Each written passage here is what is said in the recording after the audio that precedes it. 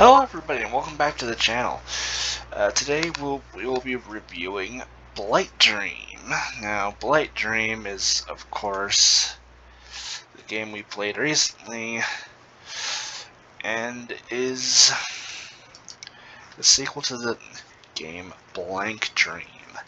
Now the only articles I was able to pull up about it have been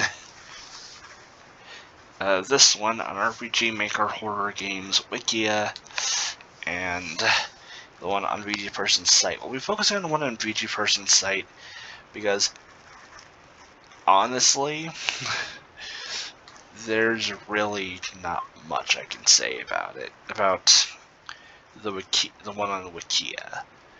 The Wikia is, it exists, but really, it's not much. It's only has some very basic information and is basically, the basic of most basic information.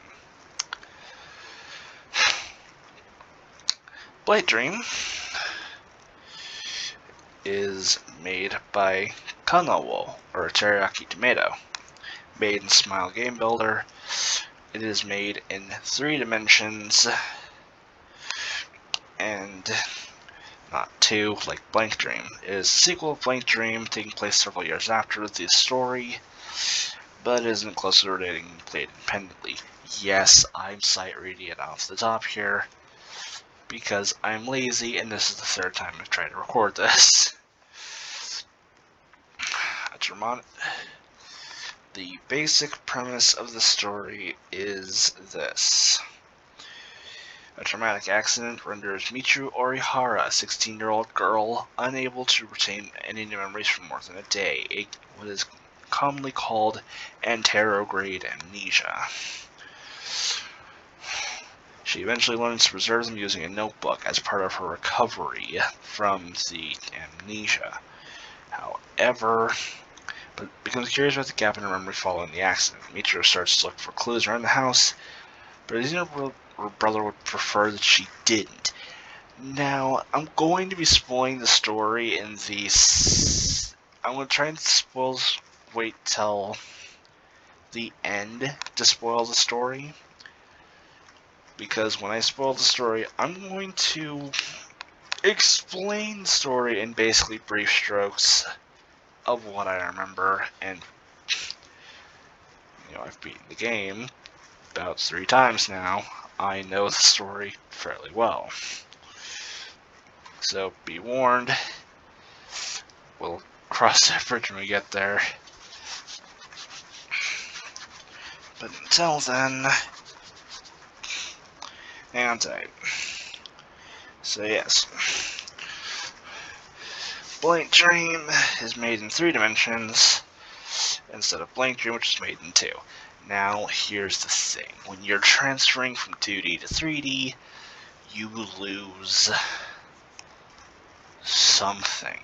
I'm not sure what it is, but games in 2D can be just as scary, if not scarier, than games in 3D, because when you make things in 3D, they always tend to have that little bit in the back of your mind. Could this be real? Is it real? More often than not, it isn't. But you wouldn't be you wouldn't be discouraged from thinking it is. But also, in 2D, there's always the fantastical, the dragons and spirits and zombies of old, and in 3D, you rarely have that. Now, that's not a critique on gaming itself, it's just a thing I've noticed. Things in 3D tend to follow physics and what needs to be done in those physics, but in 2D, you're free to do, well, whatever the hell you want. And few people take advantage of that better than well, anybody who can design a game, really.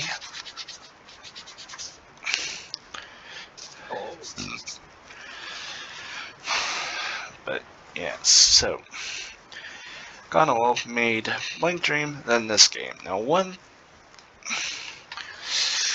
common problem that I'm going to mention is that I have issues. And we'll discover those as we get along. But anyway, moving on. The first section, design. The design of the game overall. How it plays, how the background and everything looks, how it controls.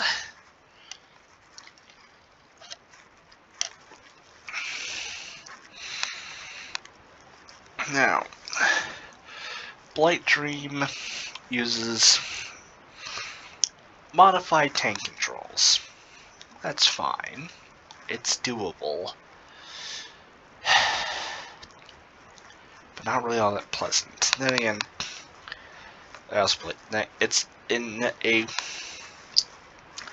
very similar style to Etrian Odyssey, which is what gives it some, good old feel, but I'm not a fan of how it controls.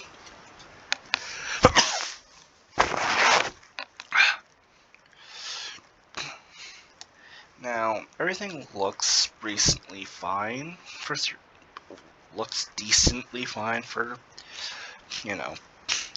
3D made by a single person. I'm not going to say they're masterclass. Far from it, in fact. But despite everything being a little blocky, a little polygony here and there, it looks fine.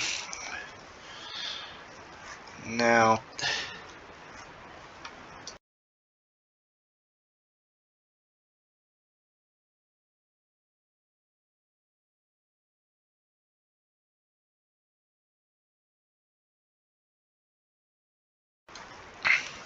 oops. Well, as I was saying, things look to be about right for, everyone being a chibi. The chairs are low to the ground, as well as the couch. Things are a decent size, and they fit the world that they exist in. The fridge is a bit tall, but I don't know how tall fridges are in Japan, so that could be accurate.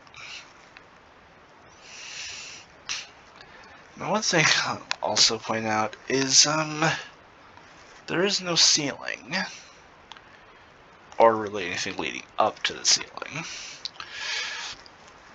As you'll notice above U's door here, it's just the door frame and then the void.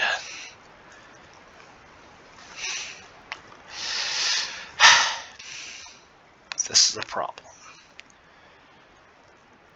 I'm not gonna complain that much, because in previous recordings I've harped on this too much and we went off topic. So I will say this. There needs to be a ceiling there. It's void. I can handle void if it's done in a way like, say, you peer off the edge of the map and you see nothing but void. In the first person section, like when you're going through the final reveal of the truth, or you're going through the museum and you peer off to the side, there is void, and that makes sense in those contexts. In the house, there should not be void. Yeah, it should not be void. There should be a ceiling with lights. And that's another thing I want to point out. This house has no lights. This game is is dark. I don't mean dark as in the content matter discussed is very mature or anything. It is just plain the lighting scheme of dark. There are no lights. There's very limited, dark vision from a person's eyes when you can adjust to the dark to an extent. But this game is just dark. Put in some freaking lights! Now, granted, I understand maybe they don't have the lights on because maybe they can't fit the bill. After all, Yu's a college student, but he has to be working somewhere. After all, if you think about it, he's going to school. He has to be getting money to pay off tuition for school. He has a bunch of high in caffeine energy drinks stocked in the fridge. He looks exhausted because when he puts her to bed every day in her boring routine, he obviously has to go to work. So there wouldn't make sense for them not to have lights. It bothers me. And here's the thing, it's an apartment. It's bound to have frickin' windows. The only windows in this game that I've seen have been the glass doors. That's not how apartments work. I've lived in a couple. I know how apartments work, and almost always they have a set of windows on one side and the other. Now, granted, I have lived in a complex like, say, where you're on one side of a hallway and the person is on the other. And so maybe you don't have two sets of windows, but for fuck's sake, you at least have one.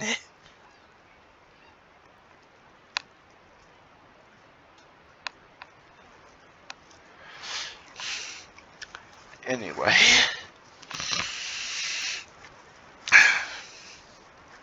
Aside from my niggles here and there and in between, it's a decently designed game. I'm gonna give it a 6. Because, it exists, it's fine, but boy do I have problems and opinions.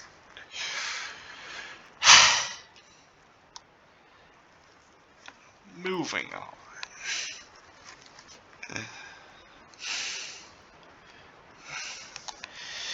We come to characters. Characters like these are fine. They're well written. I don't have nothing to say about them, except I do.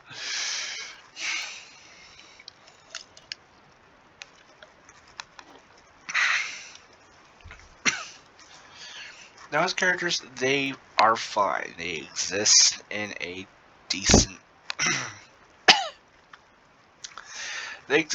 capacity, and there's nothing outwardly terrible about them except for you, but that's the fucking point.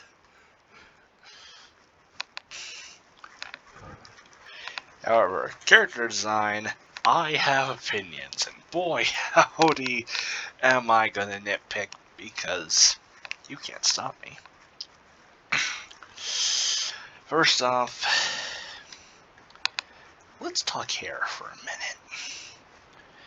We all know hair is affected by gravity. Gravity makes our hair float down.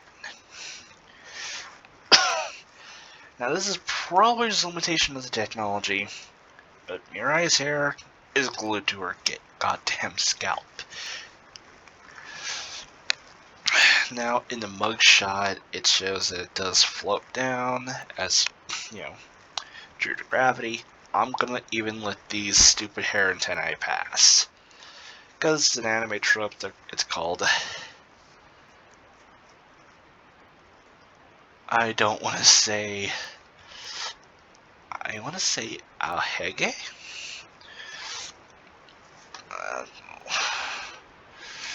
What is that?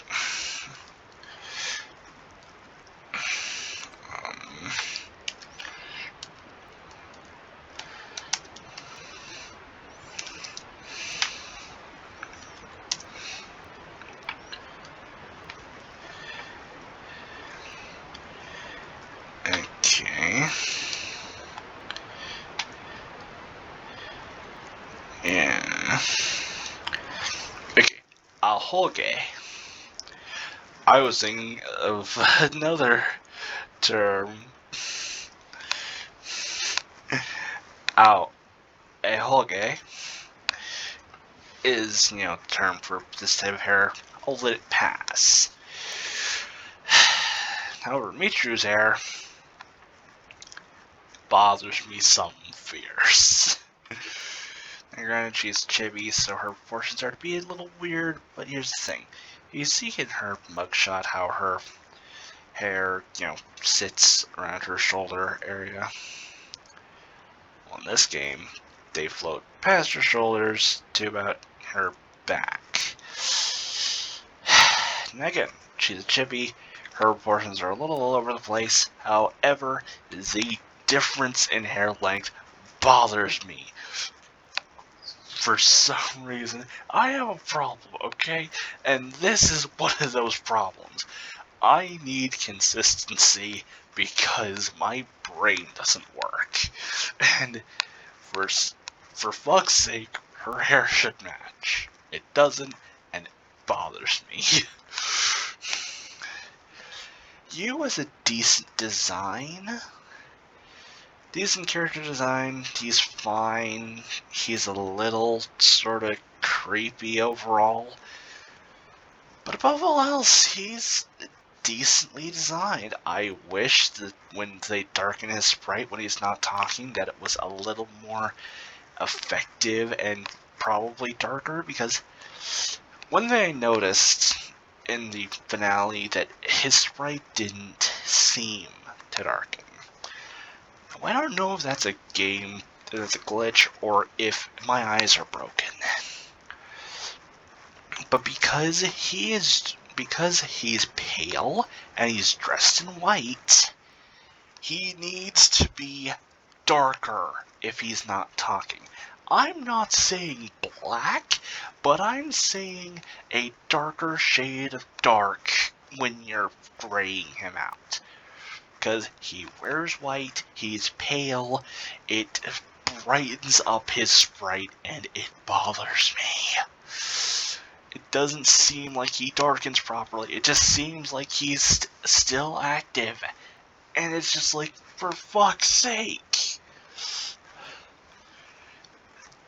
They weren't thinking that through when they pushed it forward.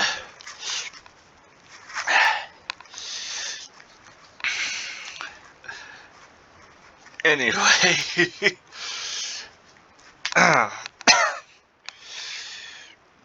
the other two important characters in this game are Kaede Takanashi and Seiichi Hinohara. And here's the thing, Seiichi Hinohara is also a character from Blight Dream. And just like in this game, he has no mugshot. He has no appearance, only text. And only appears in the good ending if you, choose not to grant your wish. However, in this game, he has a physical appearance. You know what his appearance is? A fucking shadow. A fucking anonymous shadow. Here's the thing, he's important, whether you like him or not. He's important. He is the second victim of the Mashiba Hospital serial murders. And not only that, he's the alumni from the previous game. The father of Utsuro and Ayato. Make him look like a grown-up Ayato. I don't care. But he should have a character design. He should look like someone. Aside from an anonymous shadow. Someone else who shouldn't be an anonymous shadow. Maybe her nurse, Kaede, the first victim? For God's sake, she is the only person that she sees every other fucking day, aside from you and Mirai. Hell, she saw a guy even before Mirai, and she remembered Mirai perfectly, to an extent, but she didn't even bother memorizing what she looked like. For fuck's sake, put her in some green scrubs and give her black hair. It doesn't matter. Black hair is common in Japan, and she's the Asian persuasion. More than likely, she's gonna have black hair. Mirai dyed her hair, which is why it's blonde. But, for fuck's sake here.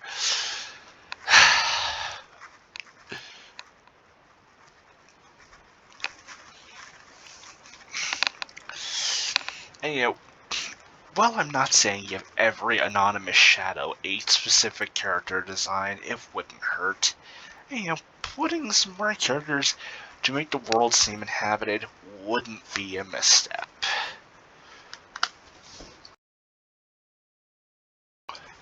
Like in the Rin Gallery. Mishiro is a popular artist. Why are there not more people at this gallery? There is a service counter that is very intentionally put there. Why is it unstaffed? Why is it unmanned? Where are the people?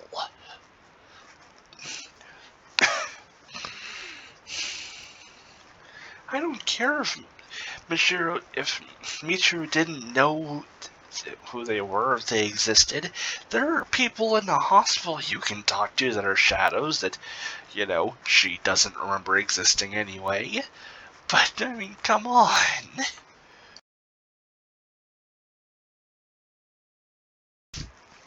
Anyway. Character design, I have some problems with. I'm gonna give it a 4 out of 5. 4 out of 10. It could be better. It could be worse, I guess, but, you know. And the fact that, here's the thing, the fact that it's chibis isn't the deal breaker. The fact is that there are problems at the core of everything that need to be fixed. Fixing the consistency of hair between mugshot and model. Maybe giving some actual character design to other characters that are important to the story, aside from the 3 characters that exist. There are 5 that are important to the story, and only 3 of them actually have design.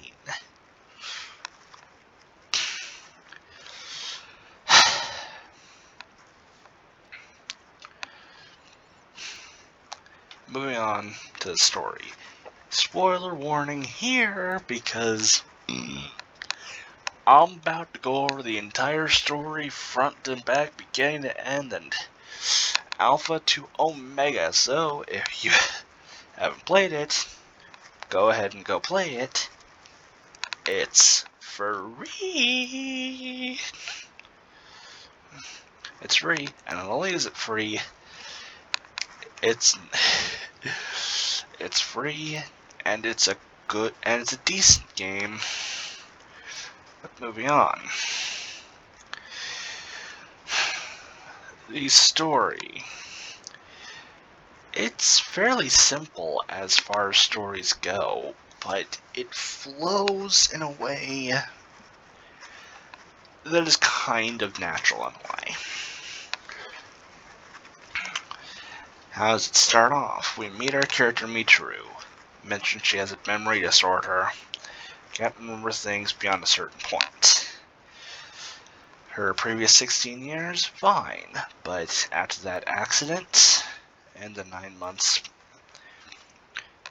preceding it, can't hold on memories more than a day. She's been able to get by with a memory notebook. However, in the 9 months prior, she either didn't have a memory notebook or was comatose. Obviously, because she was involved in a car accident. You're not gonna be conscious through that. Not through that entire ordeal, you weren't. And so, naturally, things moved on. as they do, as the years tend to do.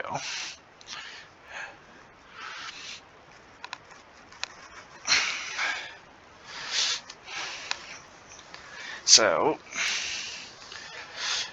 she hears she's about to let another boring day happen. But wait! What's that sound in the living room? A plate shattering? Let's investigate. And there we meet you, our implicated murderer.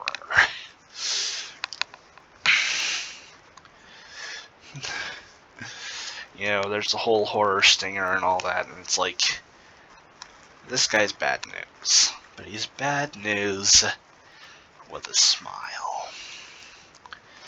He tells you, he just dropped a plate and broke it, everything's fine. And you learn that he doesn't have any real domestic skill whatsoever. Okay, fine. Mitra decides, okay, she'll just stick around in case he fucks up again. So she says, I'll watch some TV. What do kids like to do? They like to watch TV. I know I do. So she goes she sits on the couch, turns on the remote, turns on the TV, walks up to the TV, grabs the remote, sits down on the couch, and beep! And it just happens to be on the news. Going over the Mashiba Hospital serial murders. Now, as to why you was watching the news when the TV was last turned on, maybe he was watching for the weather or something. I don't know. I don't care.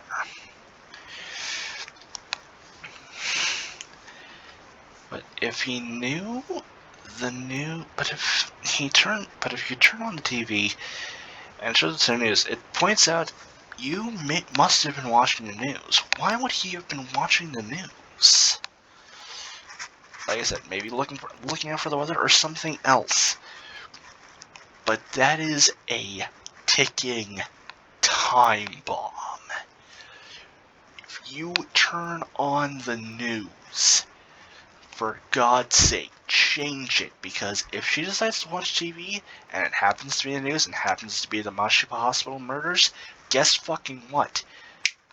She's gonna remember, she's gonna find out, and that's a day gone. And it will only snowball from there.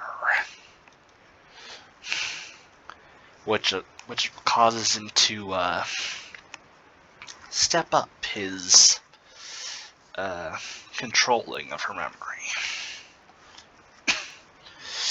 But because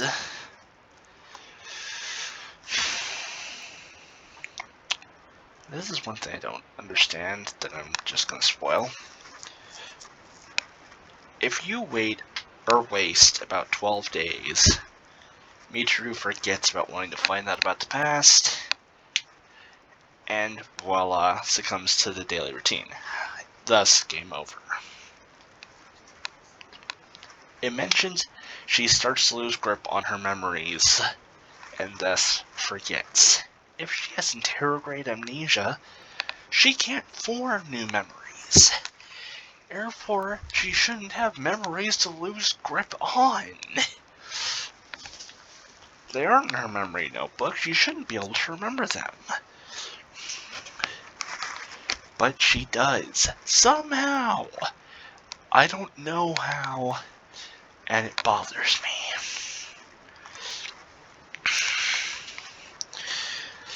So, despite the fact she's not supposed to have memories, she remembers. You got pretty weird about me wanting to watch TV. I know what I'll do. I'll write it down on a memory notebook. And thus, the mystery begins. Tomorrow's me wakes up and realizes, the memory entry for yesterday is scratched out. Not scratched out, blacked out. Just scribbled out with marker, and it's like, yesterday was an uneventful day. Well, today was an uneventful day. Doesn't even try mimicking her handwriting, just like, nope. So she's like, huh.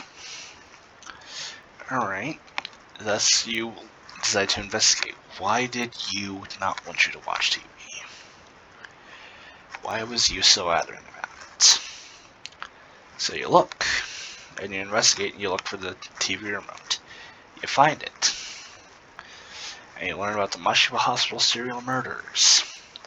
Then you think, huh, why would you try and keep me from watching TV about this hot topic, the Mashiba Hospital serial murders?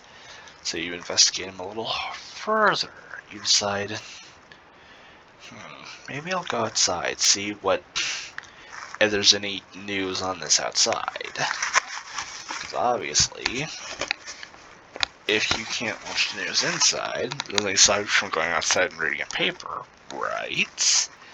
Except you stops you there and is like, yeah, no, you weren't going.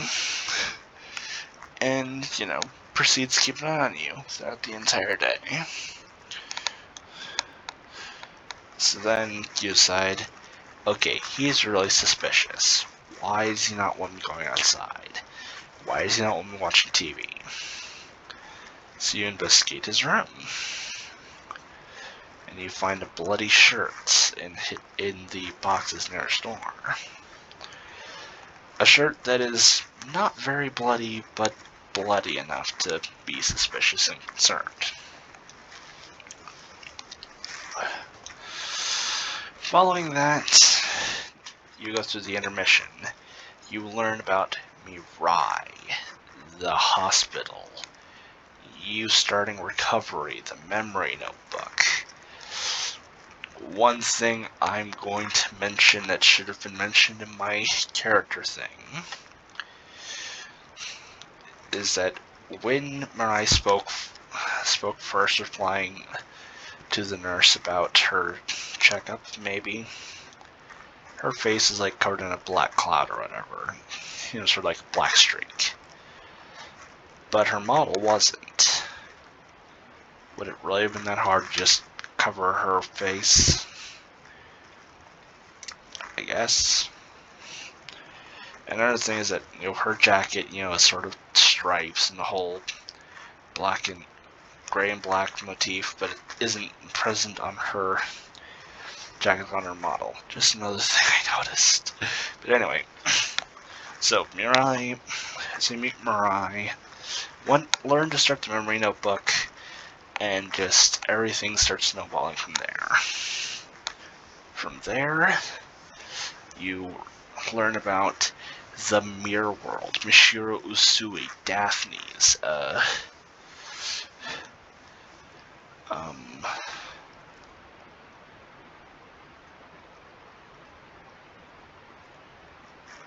I'm trying to remember what the other memory shard was.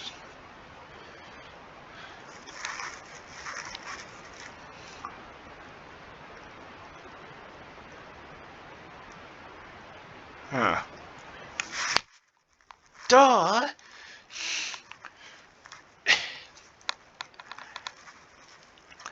You learned the Mirror World, Mishiro Usui, Daphne's, how they're related to Blight, and you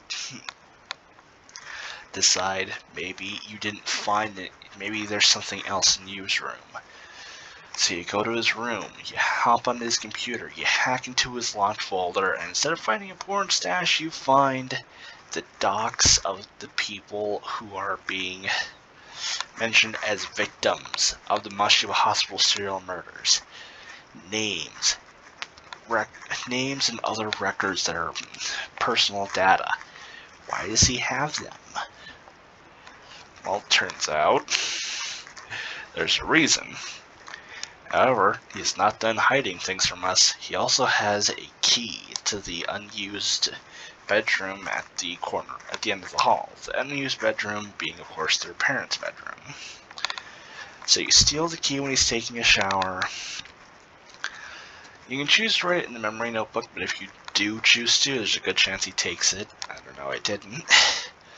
And so you use the key the next day to go in to the parents' bed to try and go to the parents' bedroom. However, Yu is staying outside your door telling you to stay in your room today. You can try any multitude of things get past him, but he ain't budging. So you have to go to the living room through the balcony and try cooking, because he can't cook, but you can. Obviously, because you're a girl. So, obviously he comes in and he's like, "Yo, Mitra, what are you doing?" And she's like, "Oh, I'm cooking, obviously. You can't do it." To which she's like, "Go back to your room, I can take care of this." To which she's like, I'm already in the middle of it, just let me do it. So he won't, so obviously he backs off, because, he doesn't want to force her to, quit it, because why would he? That would be suspicious. To which then you can decide to send him to his room or send him to the store. I choose to send him to the store, because if you choose to send him to his room, how are you going to enforce it? You are a 16-year-old girl. He is a college-age man.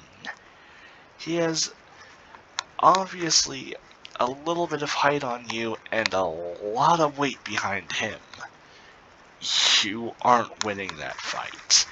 However, sending him to the store for soy sauce, obviously, he's like, "It doesn't matter." You say it does matter, to which then you follow it with, "Well, why can't you go to the store? You trying to keep an eye on me for some reason?" Of course, then at that point he backs off, because it's like, can't let her get suspicious. So he goes out, you run to the room, you open the door, and you find the knife, which causes everything to come back. Well, you also find the key, which allows you to remember Sage Hinohara, the gallery, Blight. But then, you find the knife after that, and you remember everything. Murdering Mirai, that you are the Mashiba Hospital serial murderer. That you may or may not have been involved, although they paint him as the bad guy, and even after you learn of you being the murderer, he still has that horror stinger whenever he comes in. I don't know why. Maybe Kano thought it would be interesting, or maybe just to try and throw you off the trail. I don't know. But it happens. So then he tries to convince you that you're wrong, but you tell him, "I already remembered everything." Which isn't how interrograde amnesia works. But anyway, you then go through the truth and remember that 16 years ago, there was a car accident. You went to the hospital, started recovery because of Mirai, discovered Blight, Michiru Usuyu's masterpiece relating to memory loss, used that memory loss to use that artist blurb that loss is an eternal poison that stays with the body forever, so you will never forget the sins you've committed. So she uses that to decide, well, if I kill the people, they'll stay within me as poison because of the sorrow of loss, being an eternal poison, right? So she kills Kaede Takanashi, Seiichi Hinohara, Seiichi Hinohara, following up with Mirai Orihara, or so she thinks. She did kill Kaede and Seiichi, but she didn't kill Mirai, which we don't find out till later.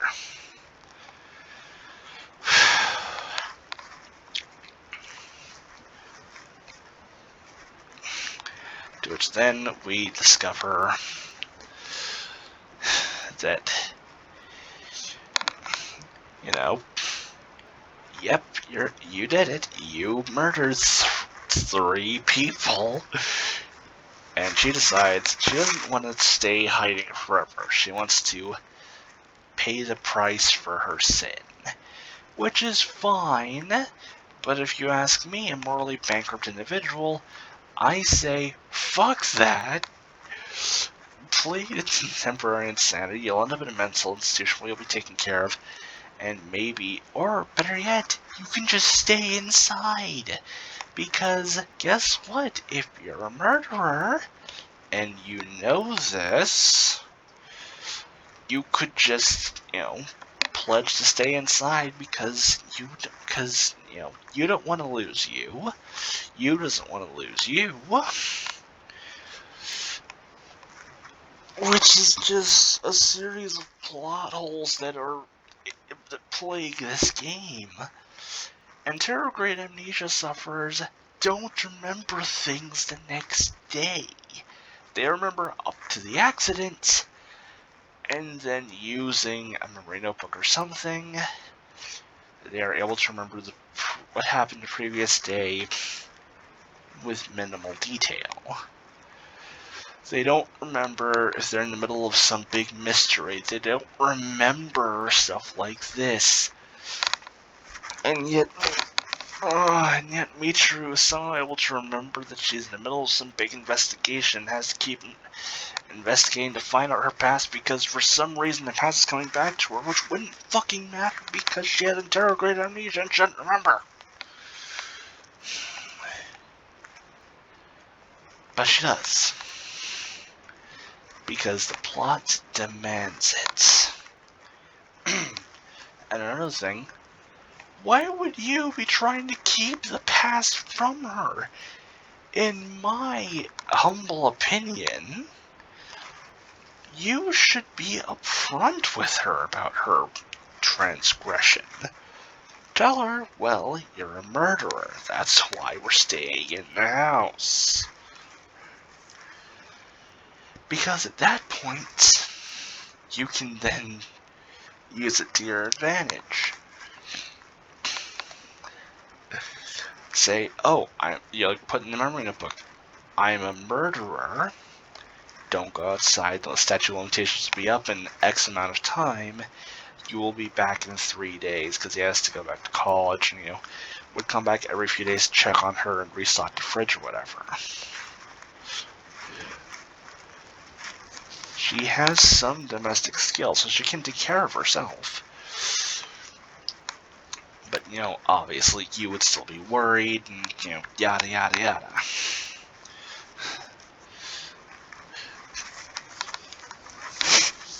So the story, I'm giving it a 3. There are some glaring plot holes. I may not be able to drive a semi through it, but I can sure as hell drive a lifted truck through it. These plot holes are glaring, and while they don't take away from the enjoyment of the game,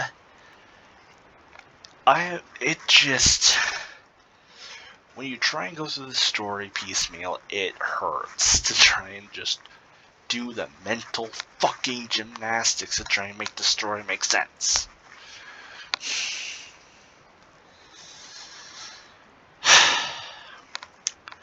So let's tabulate scores. A 5-4-3.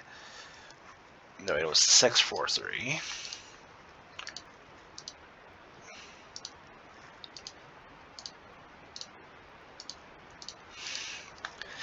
4.3. Now, in that shocking decision, is it a waste of time? I wouldn't say it is. It's a fun game, and if you don't think about it too hard, it's alright. I'd say, maybe wait for a sale if you want to buy it, but as you can see, it's free.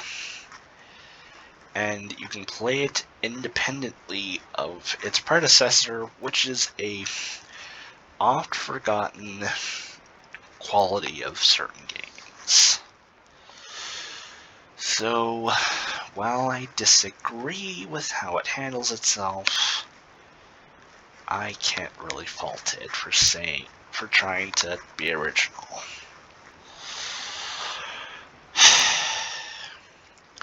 This has been WPC, and thank you for coming to my TED Talk. Remember to like, comment, subscribe, and tune in next week, because, not next week, in a couple days, I'll be playing Broken Puppet, a 3D platformer, with a unique character, and some often out there puzzles. See you next time.